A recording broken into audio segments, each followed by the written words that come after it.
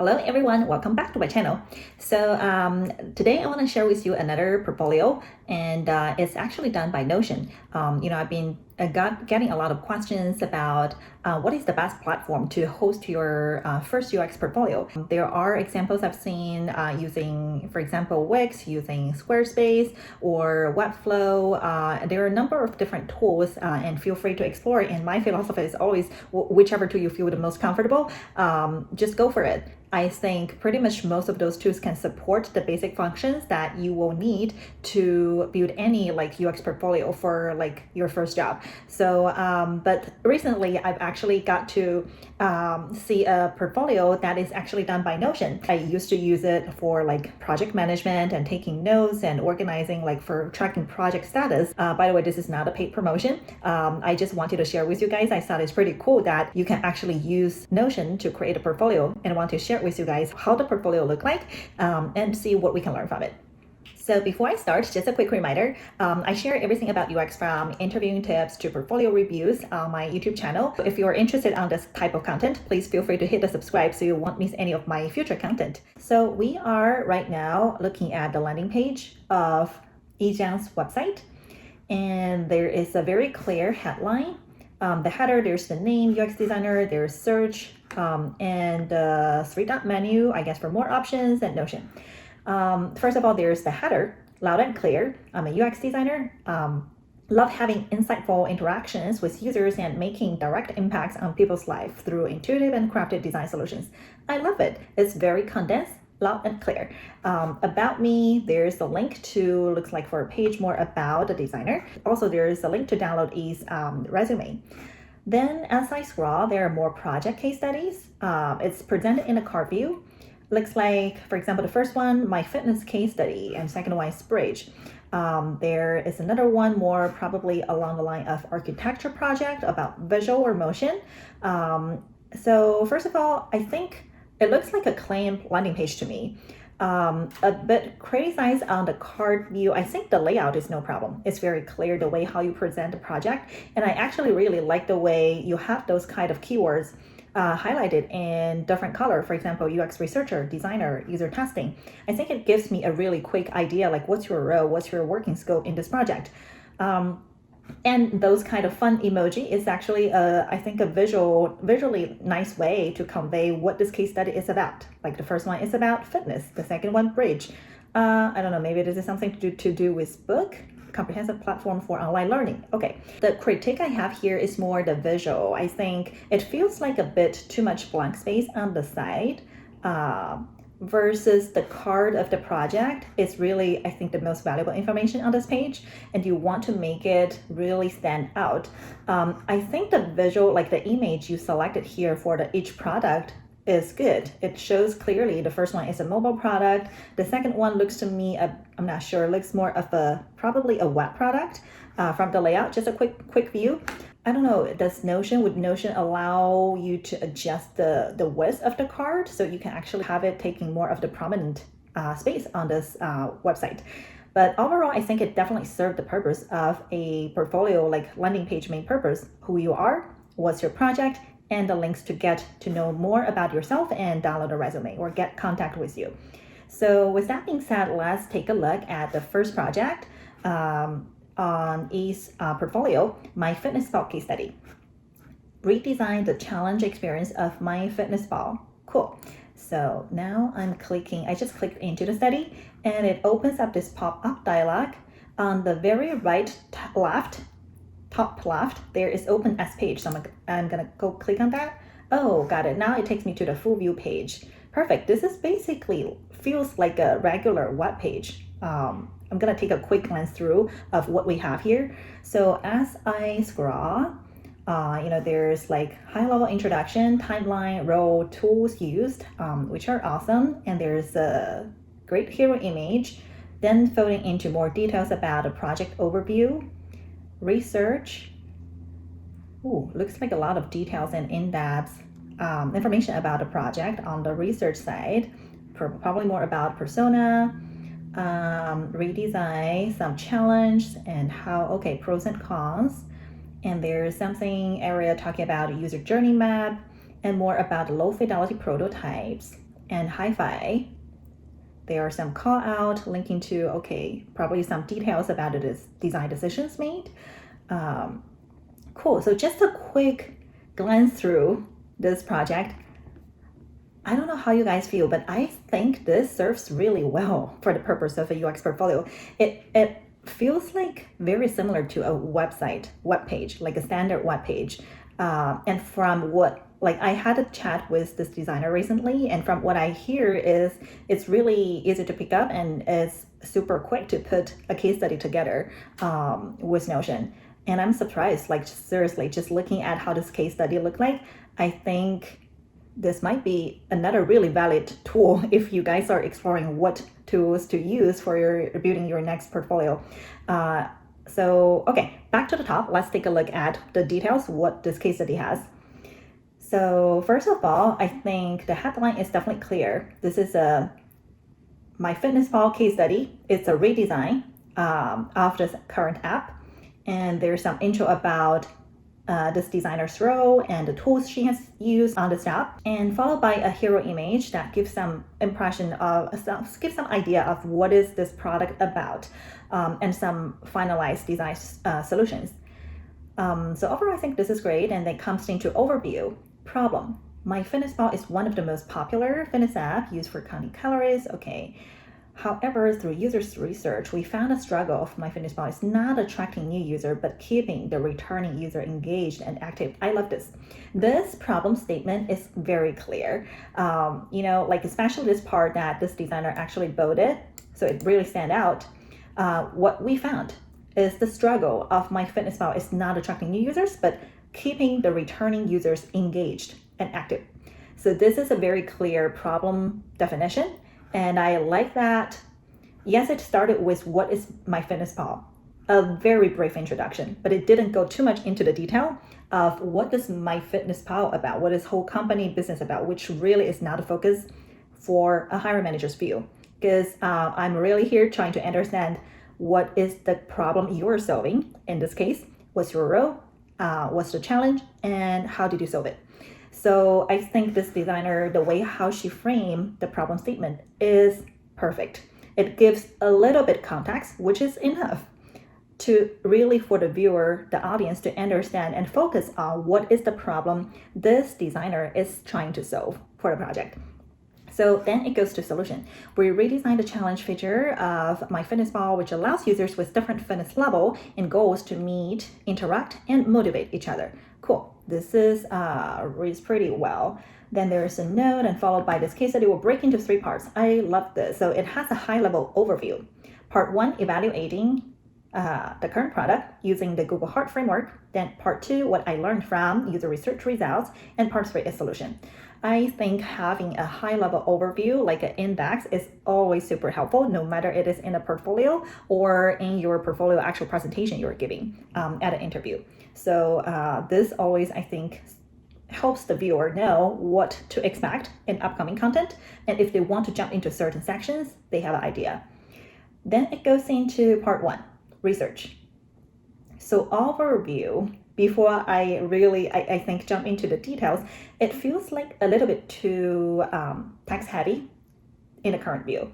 It's a lot of text. The good part is this designer is really trying to use like highlighting, using different color background to make the key part stand out, but still overall it feels a little bit text heavy. Like I mentioned, I think most of the case, a hiring manager, when a hiring manager looking at a portfolio of UX candidate, they are most likely in a scanning mode. So in this case, what catch my eyes here is the bolded or colored side font or text. And I see that you are trying to use the Google Heart framework, and my eyes kind of going into this area, which has the colors background for those tags. Looks like this might be the signals and matrix in the research. And what I really care the most is what is your research finding, the result. Let's take a look. What is this diagram? The tools for your goals.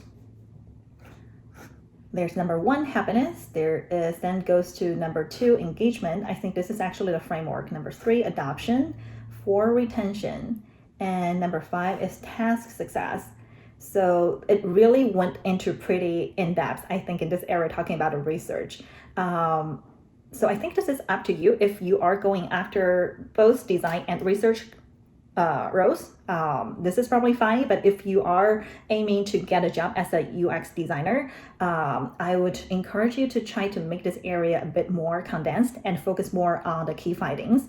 Let's see, where is the findings? Is this the findings? Among the above 5 factors, there are 3 of them can be improved. Cool. I think this is probably the finding. Low engagement level means the tool-based app is not attractive enough. Okay, low intention rate means users are either not motivated, keep using the app, or to find external support somewhere else so they don't need this app anymore. Okay, so this looks like the findings from this research. So how does that connect to your next step? Everyone is ambitious at the beginning of his or her fitness journey, but this ambition can only take users to a certain point. With such a large user amount, MyFitnessPal can make a huge difference in helping users achieving their fitness goal if it was designed differently. This part, because it is a larger font and it has color used in this text style, so my eye immediately attracted to this line. However, the feeling of which is I literally just read this full sentence because I think this is probably a very important piece of information. But my overall feeling is, what is my takeaway? Does it mean something to me? Probably yes, it definitely has some information there. It talks about, okay, the users, what they feel about at the beginning of their journey and how did it change. And with a large user amount, this designer think MyFitnessPal can make a huge difference in helping users achieve their goal if it was designed differently. But how differently? Like where I'm getting with, what is the key point you're trying to make here? Of course, you're redesigning an app. You want to change the design because you realize there's problems. The research helped you find out what are the problems or the areas you should focus on. But this line, this sentence, does not feel like valuable or strong enough to take this level of priority. So I will leave to you to think more about how do you make this story or make this more compelling, because this feels a little bit too general. Like I read the sentence, but I feel like I'm not sure what is it like. What should be my takeaway? That you want to design something different, but how different? Why different? Like that's what I really care about. So then it goes to redesign strategy. Our redesign strategy should include the following solution. Okay, homepage user are excited about. Bring a model. Okay, these are actually really helpful for me to understand what is your strategy. Like you find out something's not working, what was not working, and then how that lead to your design strategy. What is the area you want to focus on, you decided to focus on, or things that you think should be changed. I think this is actually helpful. So while solutions 1 to 3 are more straightforward, okay, this part, I'm gonna say this again, it feels a little bit too text heavy. It's, the full screen is basically 90% all text. And chances are if I only have 5 to 10 minutes to take a look at the portfolio, I might just skip this area. So next area is redesigning challenge feature. So what's wrong with the current challenge feature? Okay, my first question, what is challenge feature? Currently, there are 2 ways user can participate in a challenge. They are located under the tab more. Once created, okay. After comparing both versions, I created a list analyzing their pros and cons. I think the designer is getting there. She's definitely trying to explain, giving some context about what's wrong with the current challenge feature. And I wonder if you can even get a bit further by first tell me a bit more about what is a challenge feature. As the designer working on this project, all the details, the stories behind, but as a viewer, I have zero background about it. So if you're gonna show me something wrong with the existing feature, maybe it is helpful to just use very plain language, explain what is this feature first, like as a user. How does the challenge feature help a user solve what problem? So that will help me, I think, immediately get to know what am I looking at. But then this is the visual. Looks like there's official challenge, community challenge. This looks like 2 separate tabs within the app. and it goes to two separate flows, and there's some comparisons of the pros and cons. So yeah, I think this part is presented overall okay, like to explain the two different challenge, to compare these two versions, and to have some really good summary of the good and bad of each feature. But back to the point, I think it'll be really helpful to give some context of what is official challenge and what is community challenge. Then as we move forward, there's insights after comparing both. This is great. Insights, findings, this is really, I think, most of the time what I'm going after to understand what's your thinking behind. And rather than like modules you put together as part of the process that a project should typically go through, this is, I think, a key differentiation of a good portfolio versus a social portfolio, is to really explain your thinking behind and help the viewer understand how did your one step lead to the next, or how did you make progress and evolve your design decisions as you learn more about the product. So then it goes to user journey map. This is helpful. Explore challenge, select a challenge, work on a challenge, and finish a challenge. So this actually helps to understand, I think, what is the journey, user journey, look like by using this product. Then has some low fidelity prototype. These are some fun emojis. Love the highlight session. And what's the rule of this challenge? I see. Not really excited about this. It says user findings. Oh, okay. Feedback from user interview. Cool. I think this is actually a pretty fun way and easy to understand, not feel too much overwhelming just by looking at this. I think I was able to kind of quickly grab what is your finding by conducting testing using this low fidelity prototype. And by the way, I think testing with low-fi prototype is a great idea. It's always like help you find out so much without going into spending too much time in the HiFi solutions.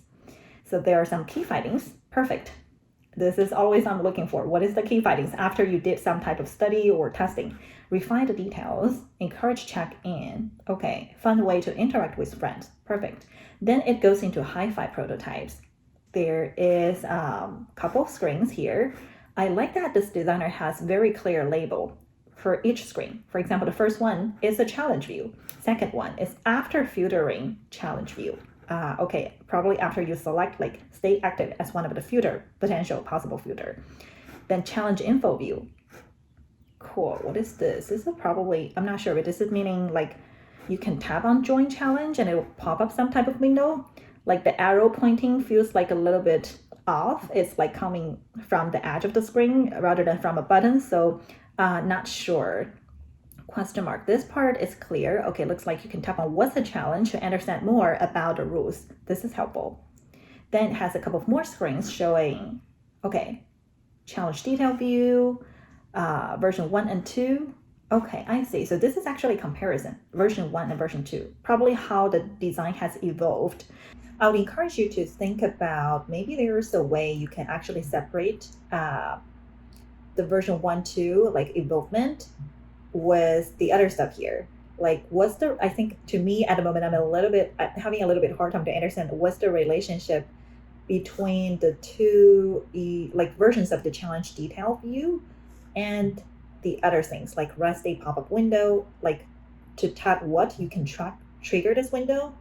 And why do you want to show this window here? And there's also a chat view as a separate screen here. Like, what's the relationship? Like, so it feels a little bit overwhelming.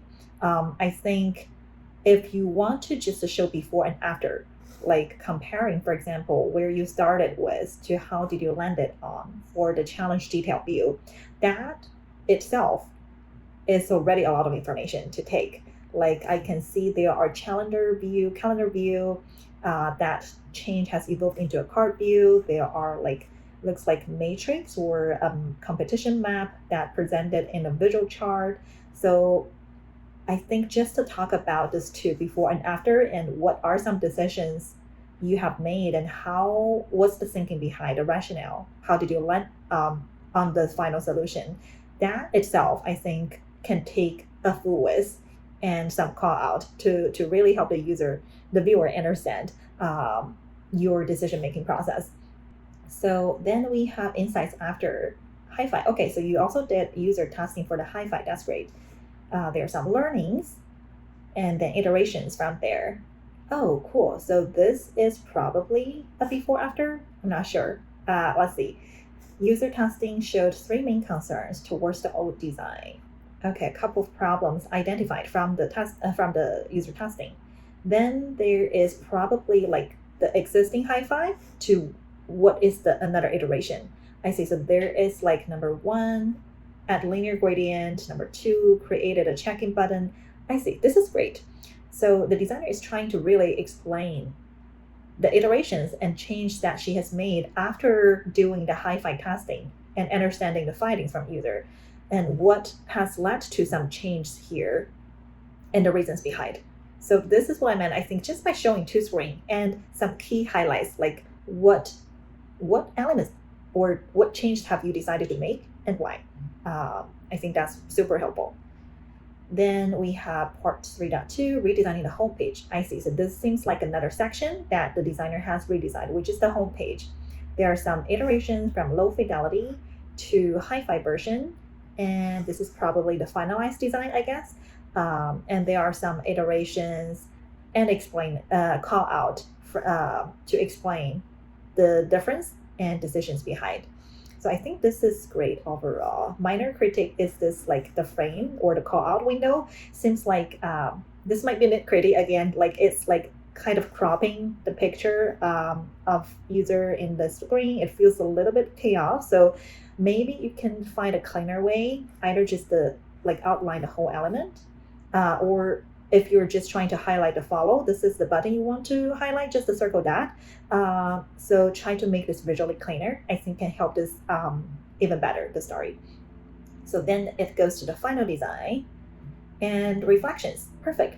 Don't overwhelm users. This is my, okay, there are some findings and what this designer has learned from working on this project. I'm not sure if there are data you have might be available, like in terms of how you measure the success and what's the impact of your design. I think there are like two studies, if I'm not wrong, I can be wrong, but I think we have run through like two user testing, one based on the lo-fi, one based on the HiFi, which are awesome because you were able to run those studies to validate your design. But what I think is missing here is the data. So if you have anything, even if it is not launched yet, from those validation testings, like the one you did at the end for the HiFi version, what's your finding and how has your design positively improved this product? When doing a redesign, before you even start, think about what should be your success criteria. I think you mentioned at the beginning is you're trying to improve the experience and to keep like increase the engagement for returning users. How do you want to measure that? And after you walk through your whole redesign case study, what is the result? Like if you have done any testing or experiment, how did your design helped the product in increasing engagement for returning users? So that's something I would recommend you to think about it and see if there's any data you could add to the project. That will make it really, I think, a more complete and stronger story. But overall, I think this is a very thorough case study. This designer has covered a lot of details from research to design iterations.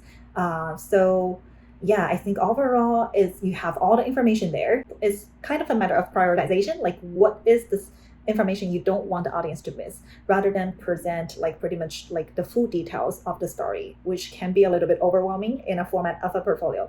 But overall, I think it's a pretty well done case study. Top recommendation I have for you is really trying to balance the text and visual. I think it feels a little bit too text heavy in some part of the story, and also like to think about how can you use data to tell the impact of your design.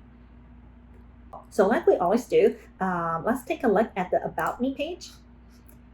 Oh, cool. Hi, nice to meet you. Find me on LinkedIn. Check out my resume. Contact me, email address. I love this. This is always helpful. I think when you get to the About Me page, there is a very straightforward link available, no matter it is download your resume or get in touch with you. Because think about the user journey of the hiring manager or recruiter. When they get to this page, chances are they have already seen your project or case study.